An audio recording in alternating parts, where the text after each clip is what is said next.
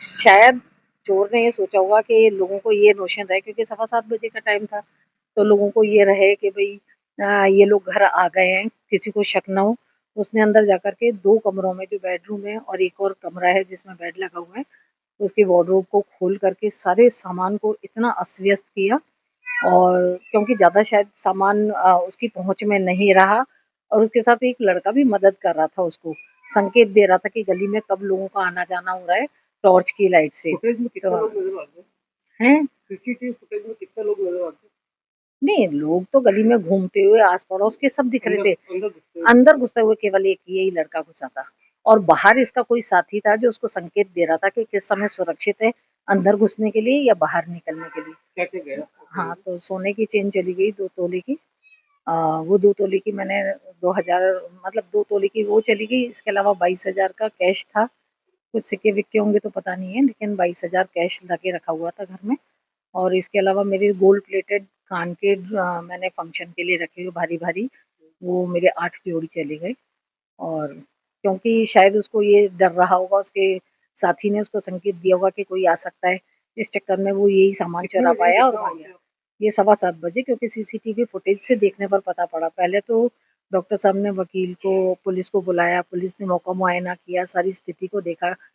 वो उसका फिर फुटेज हम लोगों ने कल, क्योंकि मैं परसों रात को 12 बजे के करीब देहरादून से आई थी, और क्योंकि मुझे पुख्ता करना था कि मेरी अलमारी में से क्या-क्या चीज़ मिसिंग है, तो रिपोर्ट कर दी है। घटना कौन सी तारीख की है? 9 तारीख की 7:15 बजे के करीब सीसी फुटेज से पता पड़ा है कि 7:15 और कुछ सेकंड ऊपर होने पर वो आदमी एंटर हुआ है, और फिर वो 15 मिनट के अंदर सब कुछ कर करा के चला गया। मतलब 7:27 के करीब वो निकल गया था यहाँ से फुटेज के साथ।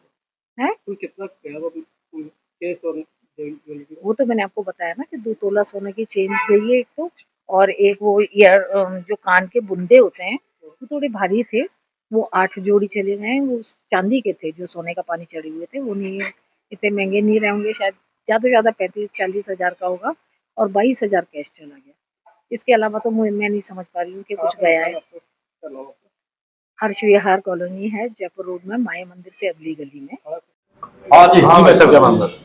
हर्षविहार कॉलोनी निवासी डॉक्टर मनोज शर्मा ने एक रिपोर्ट दर्ज कराई कि मैं दिनांक 3 जनवरी को 3 जनवरी 26 को अपनी पुत्री के पास देहरादून गया था परिवार सहित, और 11 तारीख को वापस आया तो घर का ताला टूटा हुआ मिला।